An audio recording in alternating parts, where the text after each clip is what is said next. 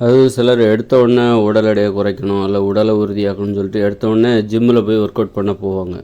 அப்படி போகாமல் ஒரு ஏன் ஜிம்முக்கு எடுத்த உடனே போகக்கூடாது? எப்படி ஏன்னா நம்ம அங்கே போயிட்டு மற்றவங்களுக்கு பயந்து ஒர்க் அவுட் பண்ணுற மாதிரி இருக்கும். ஒரு அங்கே பயிற்சியாளர் இருப்பார், அவருக்கு பயந்து, இல்லை மற்றவங்கள பார்த்துட்டு நமக்கு ஒரு அந்த மாதிரி ஒரு உணர்வு நமக்கு இருக்கலாம். மற்றவங்களுக்காக நம்ம வந்து உடற்பயிற்சி செய்கிற மாதிரி இருக்கும். மற்றவங்க அந்த பயிற்சியாளருக்கு பயந்துட்டு பண்ணுற மாதிரி இருக்கும். அல்லது நம்ம நிறைய பேர்கிட்ட சொல்லுவோம், ஜிம்முக்கு போகிறேன் அப்படின்னு சொல்லுவோம். ஆக மற்றவர்களோட நிர்பந்தத்துக்கு மற்றவங்கள்ட்ட சொல்லிட்டோம் அப்படிங்கிறதுக்காக அப்படி அதே நேரத்தில் நம்ம வந்து சுயமாகவே வந்து எந்த ஜிம்முக்கு போகாமல் நம்ம வந்து சுயமாகவே செலவே இல்லாமல் இந்த மாதிரி உடற்பயிற்சி, ஓட்டப்பயிற்சி, நடைப்பயிற்சி, அப்புறம் வந்து யோகாசன பயிற்சி, இந்த மாதிரி விளையாடுறது, இந்த மாதிரி உடல் உழைப்புக்கு தினமும் ஒரு 4 மணி நேரம் நம்ம வந்து எங்கேயுமே உடற்பயிற்சி கூடத்துக்கெல்லாம் போகாமல், ஜிம்முக்கெல்லாம் போகாமல் இந்த மாதிரி 4 மணி நேரம் நம்ம வந்து ஒரு சுய விருப்பத்தின் பேரில் தினமும் ஒரு 4 மணி நேரம் உடற்பயிற்சி செய்ய கற்றுக்கணும். உடலுக்கு பயிற்சி பெறப்படுவதற்கான வாய்ப்புகளை நம்ம ஒரு சூழலை உருவாக்கணும். அதன் பிறகு அப்படி ஒரு 100 நாள் நம்ம வாழ்ந்துட்டோன்னு வச்சுக்கோங்களேன்.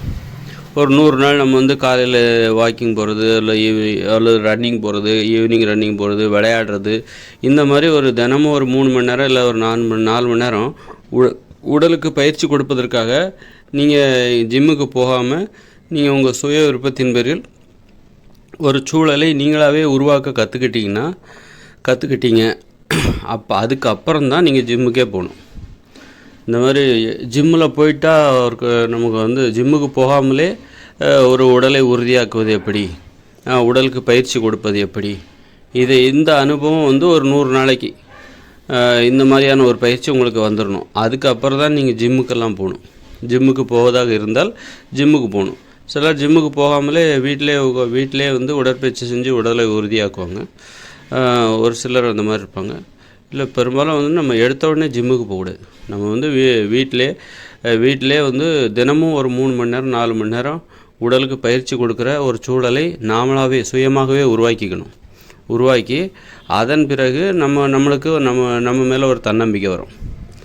யாருடைய நிர்பந்தமும் இல்லாமல், யார் மீதும் நம்ம யாருக்கும் நம்ம பயந்தோ இல்லை புற நிர்பந்தம் இல்லாமல் நாமளாகவே சுய விருப்பத்தின் பேரில் தினமும் 3 மணி நேரம் உடற்பயிற்சி செய்ய முடியும், 4 மணி நேரம் உடற்பயிற்சி செய்ய முடியும், உடலுக்கு பயிற்சி கொடுக்க முடியும் அப்படிங்கிற ஒரு தன்னம்பிக்கை பெற்ற பிறகு அதன் பிறகு நம்ம ஜிம்முக்கு போகணும்.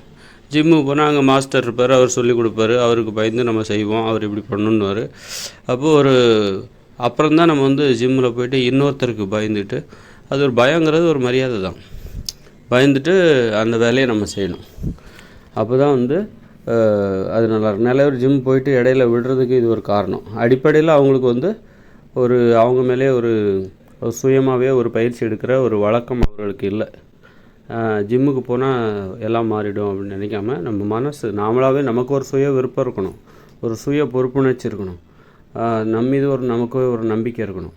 உடற்பயிற்சி செய்வது குறித்து அந்த வழக்கம் இருக்கணும். நாம் இப்போ யாருடைய நிர்பந்தம் இல்லாமல் ஒரு உடற்பயிற்சி கூடத்துக்கு போகாமலே நம்ம உடற்பயிற்சி நமது உடலுக்கு கொடுப்பதற்கு தினமும் ஒரு 3 மணி நேரம் கொடுப்பதற்கு உரிய அந்த தன்னம்பிக்கை அது நமக்கு இருக்கணும். அது வந்து ஒரு 100 நாளைக்காக அப்படி ஒரு பயிற்சி நமக்கு இருந்து அதுக்கப்புறம் தான் நம்ம வந்து உடற்பயிற்சி கூடத்துக்கே போகணும். அங்கே போய்ட்டு அப்போ அது இன்னும் உங்களுக்கு அற்புதமான பலனை தரும். இன்னும் விரைவாக உங்கள் உடல் உறுதியடைந்து ஒரு சிறப்பான அழகான ஒரு தோற்றத்தை அடைவதற்கு அது மிகவும் உதவியாக இருக்கும்.